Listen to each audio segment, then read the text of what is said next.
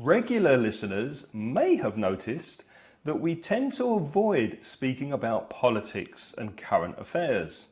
After all, the aim of this podcast is to help you improve your English, not to complain about all the bad things that happen in the world. However, something happened recently during the 2026 World Cup that made us want to turn on our microphones and vent our frustration, express our annoyance, and tell you how angry we are. But we won't just be complaining today, we promise, because you'll learn lots of vocabulary connected to corruption in sport and a little about the history of the World Cup, as requested by several listeners of the show. Welcome to Aprender Inglés with Reza and Craig. Hello and welcome to the podcast, especially if you're a new listener. My name's Craig. And my name's Reza. And with nearly 60 years of teaching between us, we'll help you improve your English and take it to the next level. How you doing, mate? Pretty well, not bad. It's very hot here, very hot and humid, but it always is. But getting by with the help of aircon. What about you? That's right. Yeah, the same. I mean, when I go out, I try to go out early in the morning or very late in the evening when it's not so hot. But here we are in the middle of July, in the middle of the World Cup, which is part of the reason we're doing this podcast. But first, let's listen to a voice message we have from Ezekiel. Hello, Reza. Hello, Craig. How's it going? I hope you're doing excellent. Well, I was wondering, we are in the middle of the World Cup now, and I was wondering which team do you support or feel related to, like, because Reza, I know, yeah, you are from Belfast. Well, maybe you are not that much into um England. Or maybe the both of you do, or maybe none of you do. Uh, None of you are into England. Well, you tell me. And I had a suggestion for you guys. What about if you talk about the slangs that are now, like the 21st century slangs? I don't know if slangs is the correct word for it, but the new expressions, the reese, for example, when you reese up someone, usually a girl or a boy, like flirting, or or for example, cook. That's my favorite. When you are cooked on where you are cooking, you know that. But well, I hope you had a wonderful day and thank you. Well, thank you very, very much, Ezekiel, for your message. Any comments, Reza? Yes, well, let's talk first about the football, shall we? Yes. Okay. Who are you rooting for? Who are you supporting? Well, as Ezekiel pointed out, I am not English. I'm from Belfast, but I'm supporting England now because I like to see England do well. But it's a very interesting question you've brought up for British people who aren't English. So clearly, if you're English, you're going to support England. It'd be pretty weird if you didn't. But what if you're Scottish, Welsh, or even Northern Irish? Well, I have to be honest, and Craig knows this, we have to speak the truth, even though it's painful. A lot of Scottish people particularly talk about a guy who doesn't really exist called Abe. Abe is short for Abraham.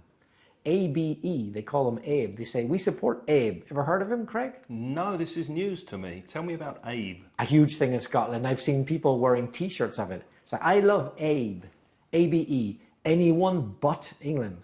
Aha, okay. It's a big thing in Scotland. Yeah. I haven't seen it in Northern Ireland, but needless to say, there are plenty of people in Northern Ireland who don't want England to do well, but there are plenty of people who do.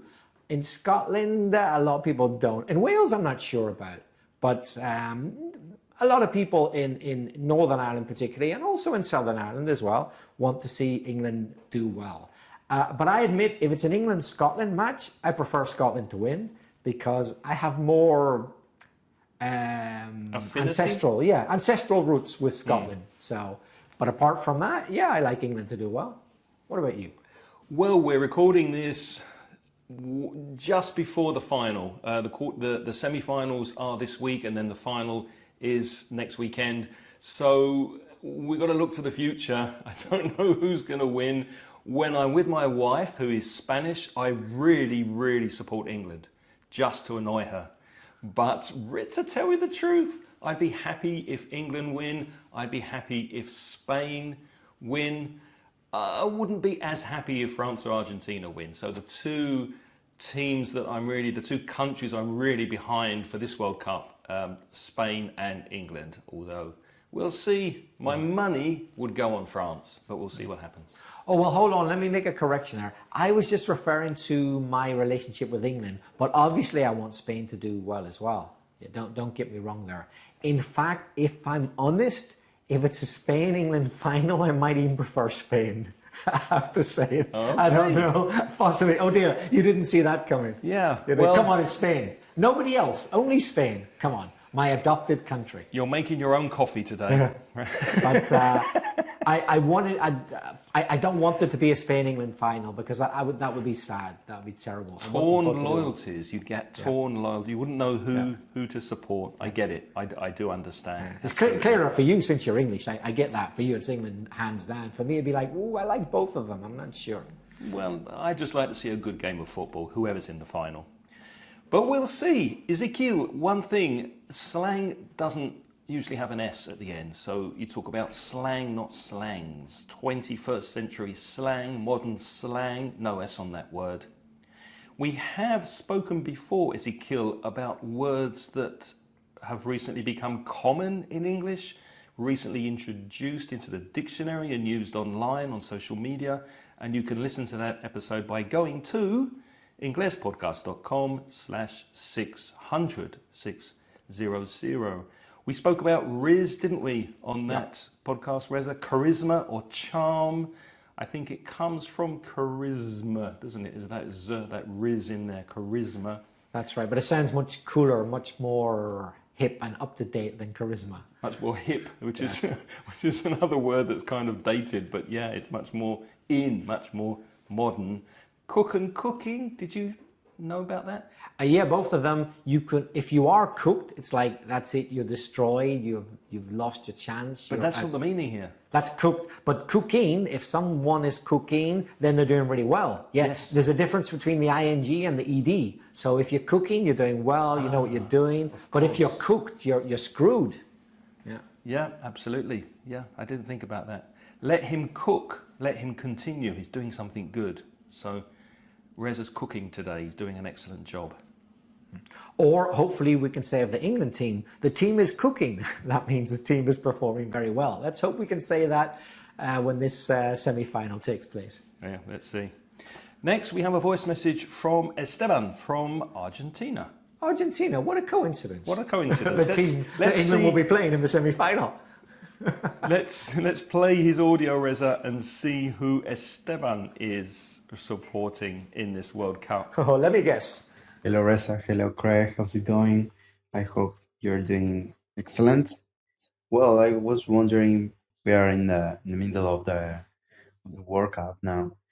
Which team do you support or feel related to? You know, because Reza, I know, yeah, you are from Belfast. Well, maybe you are not that much into England, or maybe the both of you do, or maybe none of you do.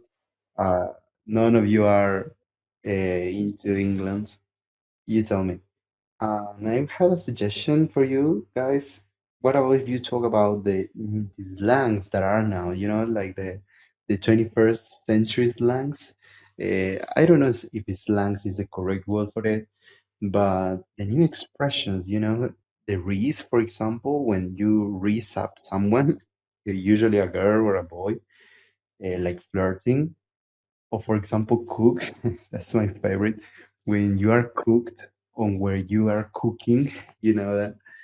But well, I hope you had a wonderful day and thank you.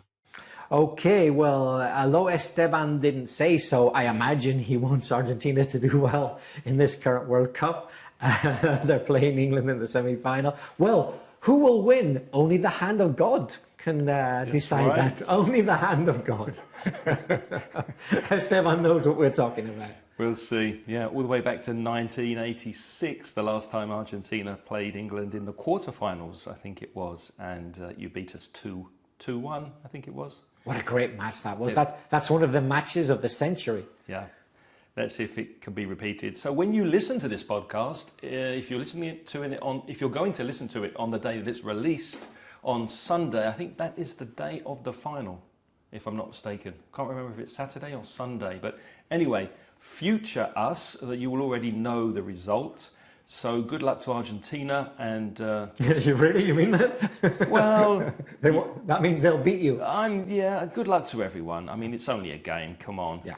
It's called the beautiful game, football, and we did speak about it back in episode 330, but we spoke about more general vocabulary connected to football.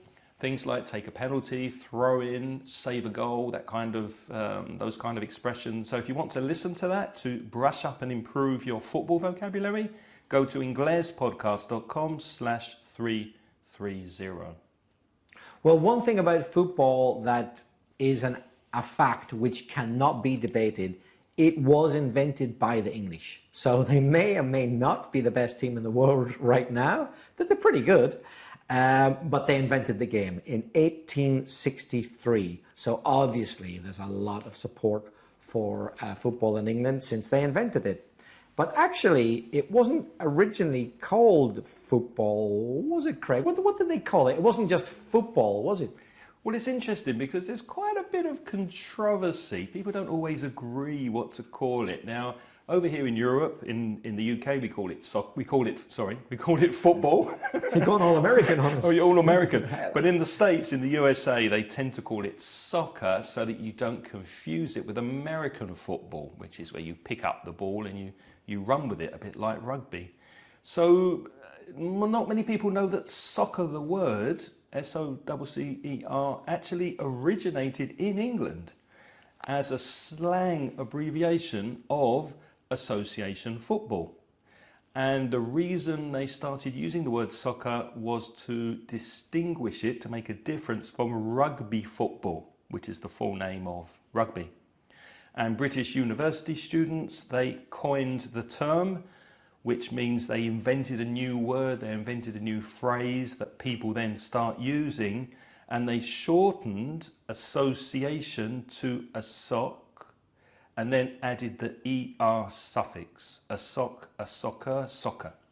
So actually that word that many British people don't like to hear from Americans actually originated in England. Yeah, and as Craig said, it's really confusing because if an American says, hey, let's play football, they mean American football. Mm-hmm. So they take it for granted that it's American football. When we say football, we take it for granted in the UK or Ireland that it's association football. So that's a bit confusing. Well, let's talk about the World Cup a bit more, about the history of it. I guess a lot of you know that it's held every 4 years. So we say that a sports event is held. You could also say it takes place. So the first World Cup took place, that means it was held, in 1930 in South America, in Uruguay, who actually won the first tournament. So they were the hosts and they were the first champions. And only 13 teams actually participated. Whereas the current 2026 World Cup started with 48 teams. What do you think, Craig? Do you think 48 is too many? I'm on the fence, which means there's pros and cons, advantages and disadvantages. First of all, there are a lot of teams. The first few rounds, it gets long, doesn't it? There's so many games going on, so much happening. Some of the games aren't very interesting. Some of the teams, to be honest, are quite weak, so they're not really at high standard. But on the other hand, it's spreading football around the world. It's raising awareness. It's bringing other countries in. and the smaller countries are doing quite well. So I'm kind of, yeah, there's good things and bad things. What do you think?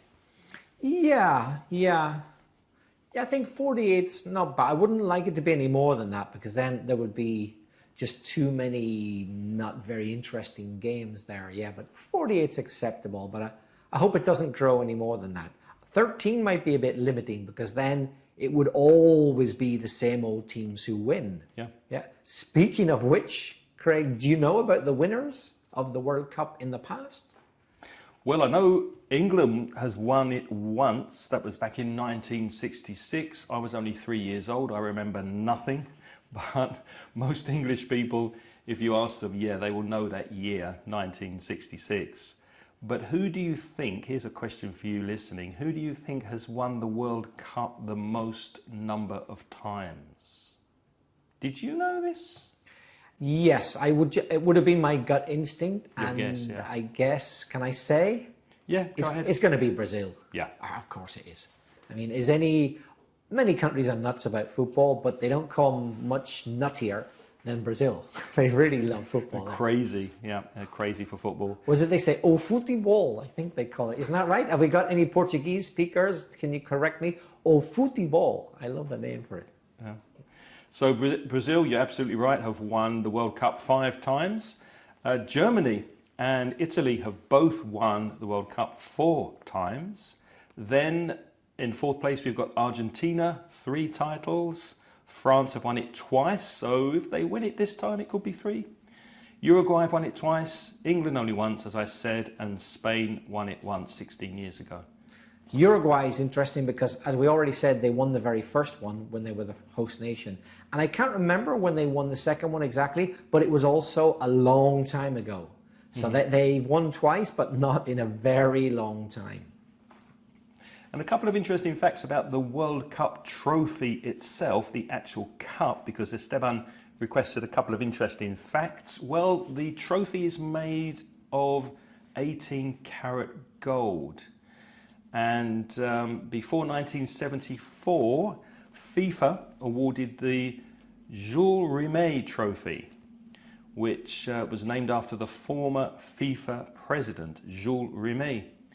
And it depicted the Greek goddess of victory. Do you know who the Greek goddess of victory is? I actually did know this. It's Nike, isn't it? As in the famous sportswear company. Yeah, they copied the name from Greek mythology. Absolutely. And I'm really happy you pronounced that, because I had to check the pronunciation of Nike. I've heard it said Nike. Yeah. A lot of people say Nike. But Nike is the correct pronunciation, which I checked earlier. Yeah. So Brazil won the tournament for a 3rd time in 1970. So they were the first people to win it 3 times then. And that way they earned the right. In other words, they had a certain privilege because they won it 3 times. They earned the right to keep the original trophy permanently. But tragically, not long after that, 1983, it was actually stolen. The original World Cup was stolen, and it's never been recovered. We don't know where it is. Maybe it was stolen by Argentina. Maybe that wouldn't surprise me. Actually, it's probably stolen by Donald Trump, because he likes gold things. It's probably sitting down in Florida in his residence. In a Mar-a-Lago bathroom somewhere. That's right, in the bathroom. So FIFA, the organisation, that was founded in 1904, and it generates billions of revenue. It makes so much money from things like television rights, sponsorship and marketing. And I'm going to ask you to say this, Reza, because your French is much better than mine. What does FIFA stand for, those 4 letters, FIFA? Well, I wouldn't say my French is up to that much. Better than mine. I'll give it a go. Fédération Internationale de Football Association. Oh, parfait, c'est bon. That's French for the International Federation of Association Football. And why is it French, I hear you ask? Because FIFA was founded in 1904 in Paris. And at that time, French was the principal language, the main language of international diplomacy, and many international organizations at that time were in French. The names were in French. Now, Craig's already mentioned, and everybody knows, I'm sure, that FIFA generates billions in revenue. And let's be honest, in life, where there's a lot of money, there tends to be corruption. That's just a fact of life. So FIFA have had a few corruption scandals in their time, more and more in the news these days. There was a big one, I guess everybody remembers, who's interested in this type of thing, in 2015. That was probably the biggest in their history. Well, we'll talk later about the penalty this time round, but in 2015 there was a scandal which severely damaged FIFA's reputation. Craig, bit of noise upstairs with the neighbours. Craig, what happened? We'll just wait for the neighbours to stop moving their furniture. Well, bribes, bribery, corruption, for decades, for many, many years, the senior FIFA officials, the people at the top, were accused of accepting bribes and taking money. And companies allegedly paid millions of dollars to win marketing and television contracts, to get those lucrative money-making deals. That word allegedly is interesting. You can use that whenever you don't want to be sued for libel, for telling lies. So allegedly means claimed or reported, but not actually proved to be true, not actually confirmed. So you can say allegedly. They allegedly paid millions of dollars for these contracts. And some officials as well, some people high up, were accused of selling their votes when deciding which countries would host the World Cup.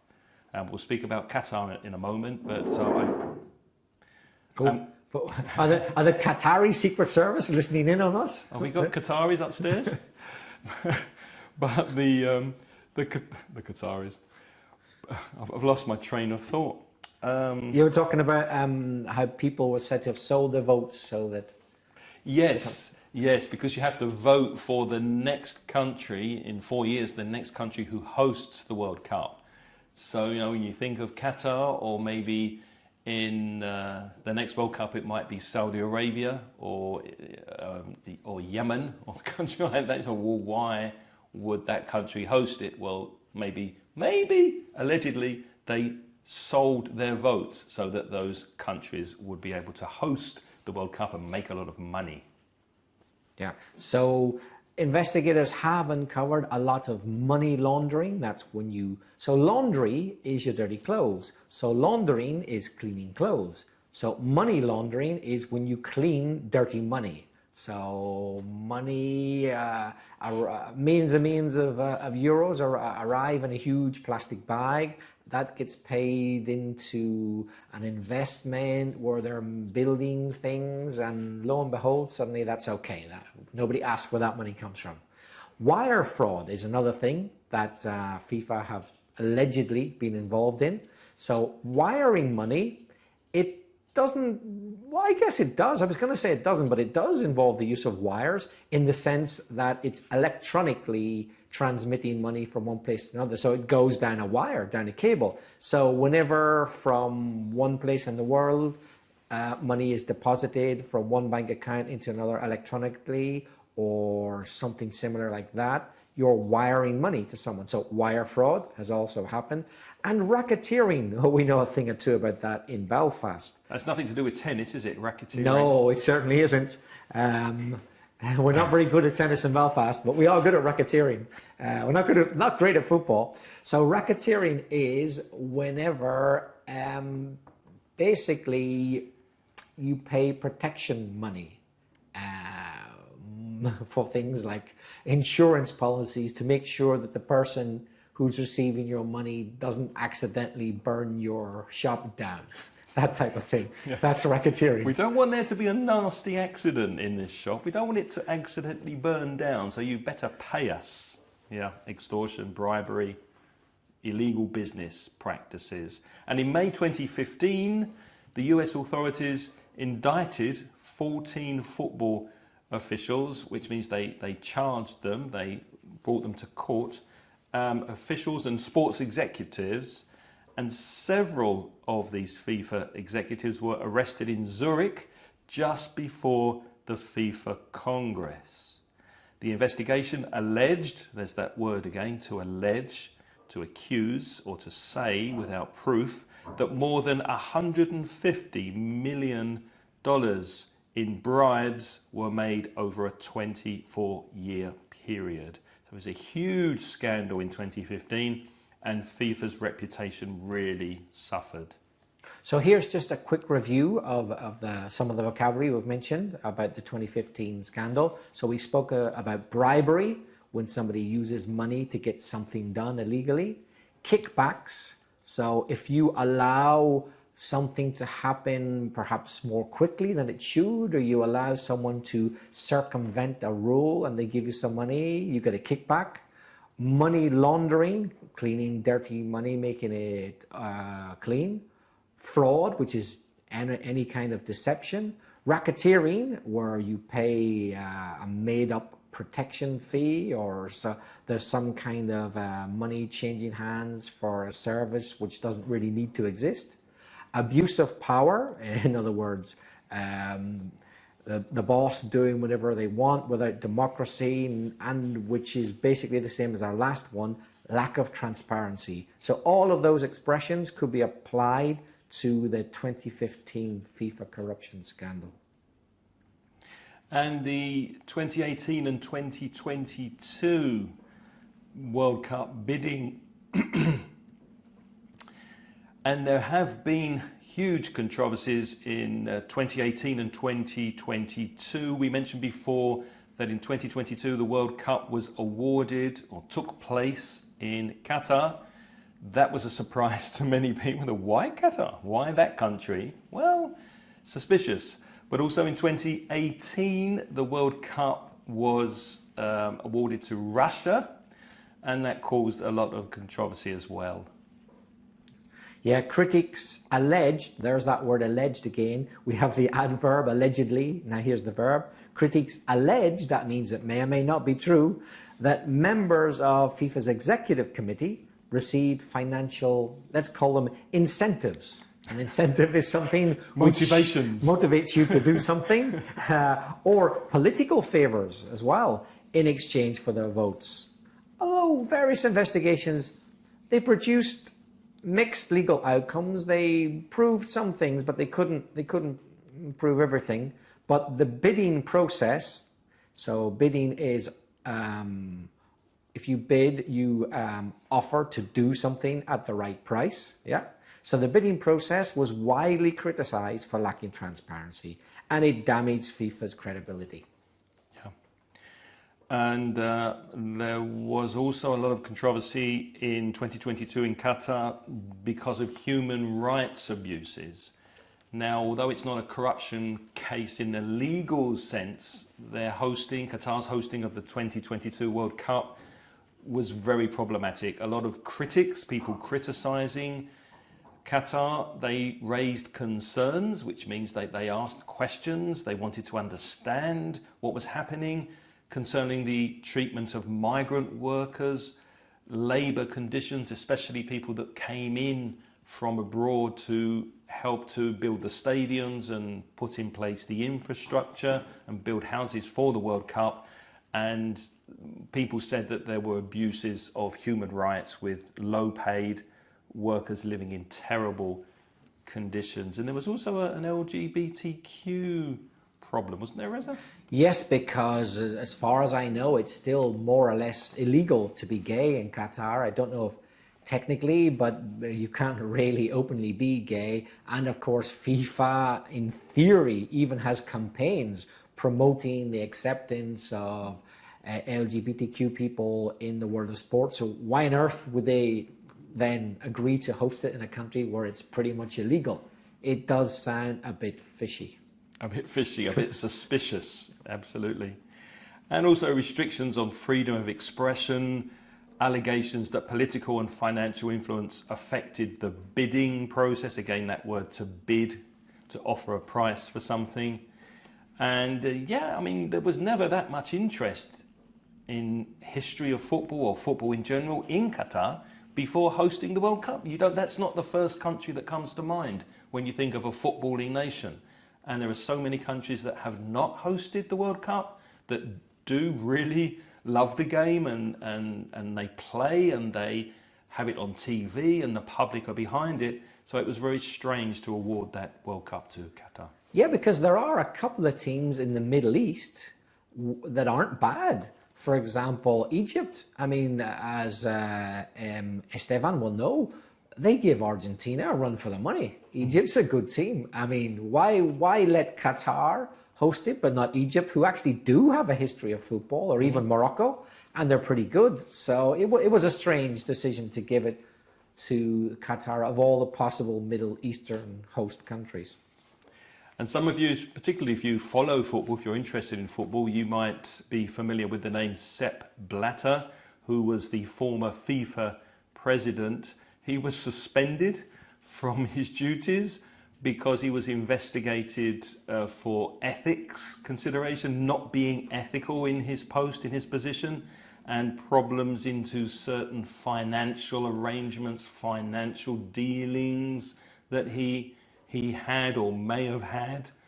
So yeah, he was not sent to prison, but his reputation was damaged, and I think he lost quite a bit of money. Yeah, there used to be I think it was a podcast, or maybe it's a sketch show, I can't remember now, that I liked, and they used to often make fun of Sepp Blatter in the middle of all these allegations, and they had a comedy nickname for him, and it was Step Ladder. And it's very funny because this guy, they always introduced him, Step Ladder here, looking to go up in the world, are you? Can I help? So it was kind of like, he was a step ladder. So a step ladder it's like stairs, but you can carry it around with you, so you walk up them. So this character used to appear as like, oh, you need to go up in the world, got a bit of extra money, here's a step ladder. So they kind of presented him as that. I thought it was very, very ingenious. I like it. So you would think, Reza, wouldn't you, after Sepp Blatter and all those problems and ruining the reputation of FIFA, you'd think the new guy would come along, his successor, Gianni Infantino. I mean, he's got to make a change, surely. He's got to be a good guy, right? He's got to clean the reputation of FIFA. What happened? Well, he got in on that ticket. If you get in on a ticket, that means you run a campaign with a certain perspective, that he was going to have stricter ethics and rules, greater financial transparency, and end all these corruption allegations through independent oversight. Oversight is looking into things. Yet many experts openly accuse him of being the most corrupt president ever. He makes Sepp Blatter look acceptable for some. Look like an angel. He's pretty outrageous. He's already been referred to the ethics committee. So an ethics committee is an organization within a bigger organization which decides whether you're playing by the rules. And he's been referred to them for the 2016 World Cup. Let's see what happens with the 2026 World Cup. Because, well, Craig, I leave it up to you to explain what's happened in the last few days. Well, yeah, all of this history of FIFA brings us to the current World Cup. As I said, we're recording this in July 2026, just before the semi-final and the final. There's been a controversy over a red card. A controversy involving none other than the ginger man, the orange man, Donald Trump.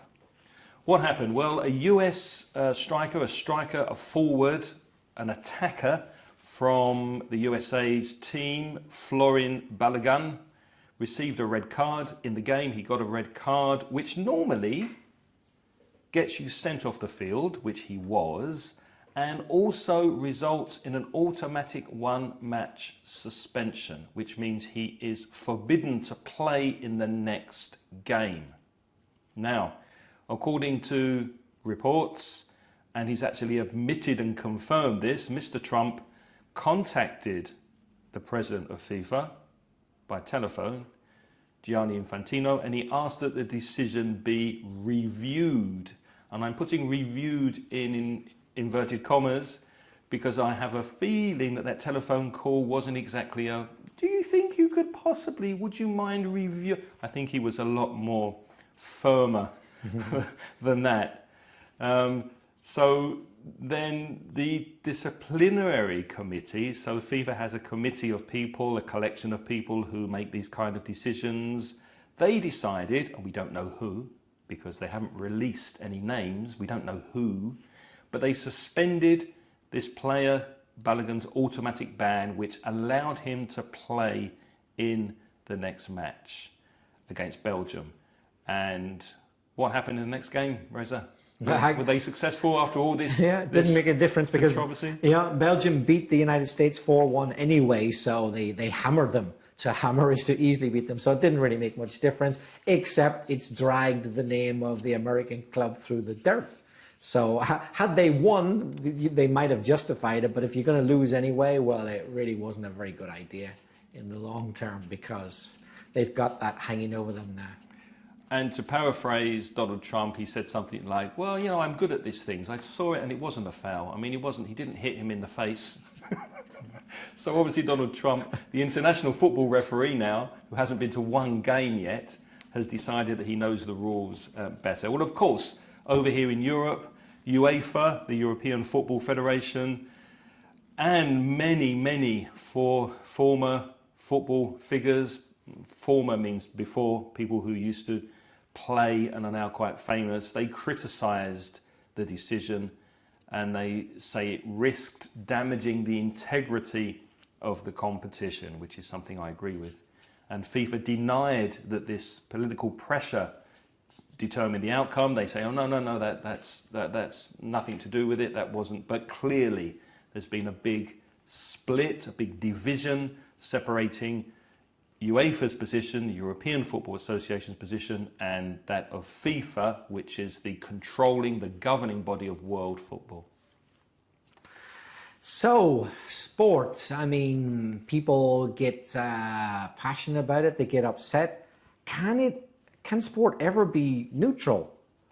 Well, you know, we spoke about the money. If international sport is worth billions of dollars and carries enormous political influence, isn't corruption inevitable? What do you think, Craig? Yeah, I think it is. Wherever there's money, a lot of money, I think you're going to find corruption. But I think this really touched a nerve in people who love football. To touch a nerve means it's something that especially annoyed and affected people because it brings in the whole idea of what's fair play. And does that mean that now everyone can query a decision? You can just get on the phone to FIFA and say, hey, I don't agree with that person being sent off. Change the decision. It should be up to the referee. The referee's got video help now. He can look at the video and decide. And I think once the decision's been made, then that's what the referee's there for. And I don't think you should be making private phone calls to change a decision. But it's going to happen. Yeah. It's going to happen. I don't think you're going to keep politics out of sport. Well, speaking about politics, but what about from the point of view of the athletes, the sportsmen or women? Do you think athletes should be allowed to express political opinions, sportsmen or women? Should they be able to comment on current affairs, political things? What do you reckon? No, I don't, but that's not going to stop them doing it. I don't know if you remember back in 2016 in the US, Colin Kaepernick got down on one knee. He took the knee for Black Lives Matter, and that was a sports person getting directly involved in politics. And it not only happens in sport, it happens in entertainment as well. When people accept an Oscar, for example, and get a prize for something, they immediately speak about politics, some of them. So it's hard to separate it, but I think it should be separated. I don't think, if you think about this World Cup, Iran participated and the host country are bombing them at the time of the World Cup. Yeah. I mean, that's crazy to understand, isn't it? Yeah. Although, I mean, setting that to one side, it's not so much the bombing because, you know, you could justify or not that. But to be honest, I think the American authorities treated their Iranian players very badly. They didn't clear the visas till about a day before they had to play, and they wouldn't let them stay in the United States. Even though they had matches there, they had to stay in Mexico and travel.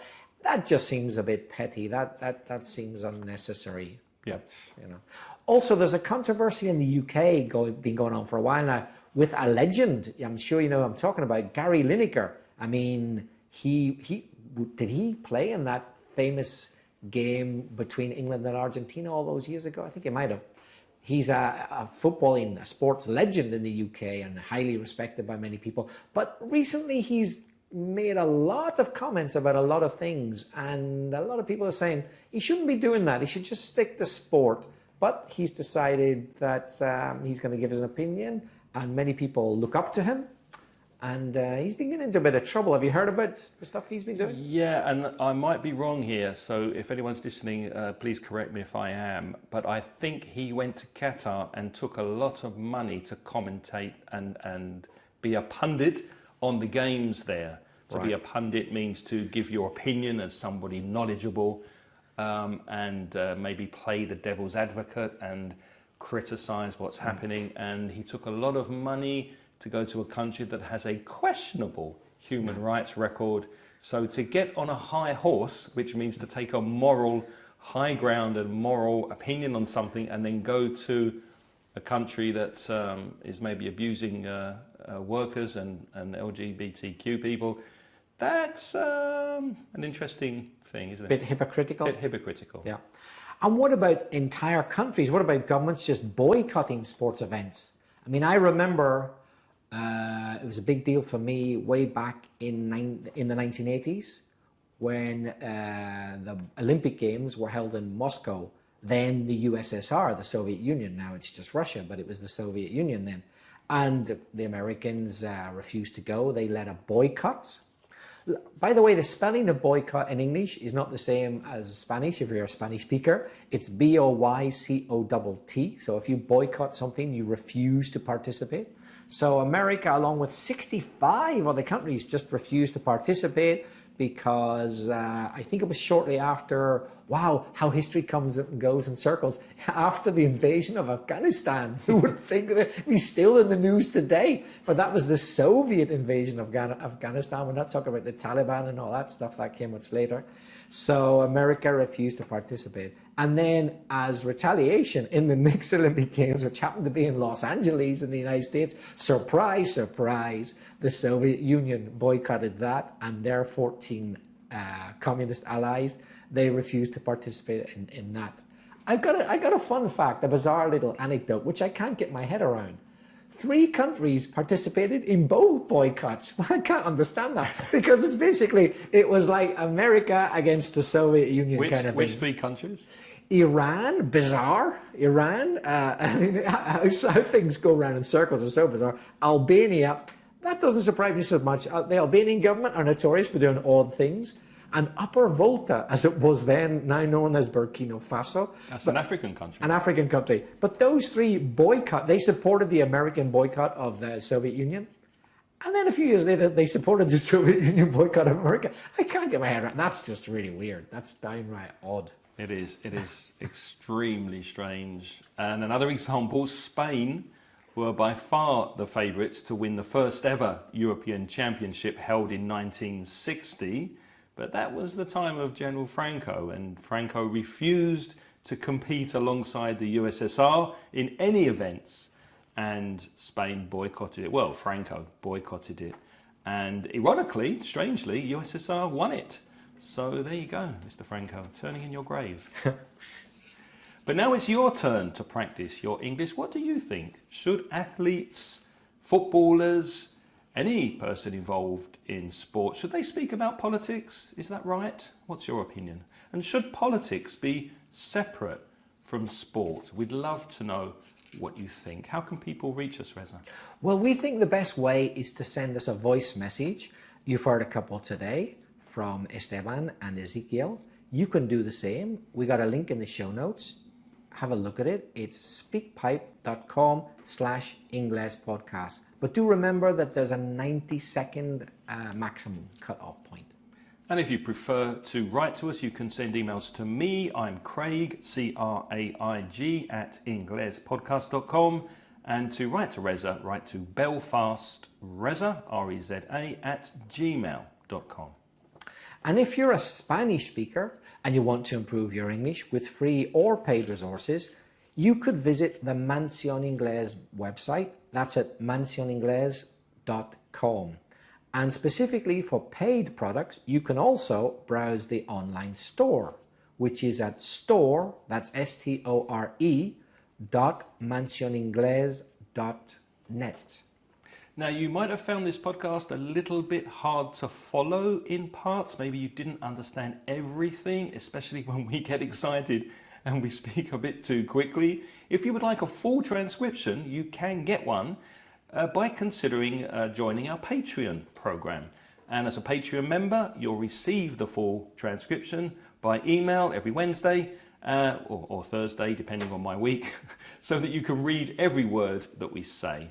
And you'll also get an invitation to join an informal Zoom chat with me once a month on Zoom to practice your speaking. Go to patreon.com/inglespodcast. The links, as always, in the show notes to this episode at inglespodcast.com/630. And we have quite a few sponsors on the Patreon scheme, and we'd like to say thank you to each and every one of them. But we don't have time to mention all the names. So as usual, we'll just mention the new sponsors who joined this month. We just got one for this month, one new sponsor, and that is Juan Gonzalez. So thanks for joining the scheme, Juan, and thanks to everybody else who's also sponsoring us. Absolutely. Thank you very, very much. What's next week, Reza? Next week, we're going to talk about how to deal with stress and beat anxiety in English exams. So if you've had anxiety in the past or you're about to take an exam, that will be a good episode for you to listen to. Enjoy the rest of the World Cup and thanks for listening. Have a wonderful week ahead. Until next time, it's goodbye from me. And it's bye-bye from me.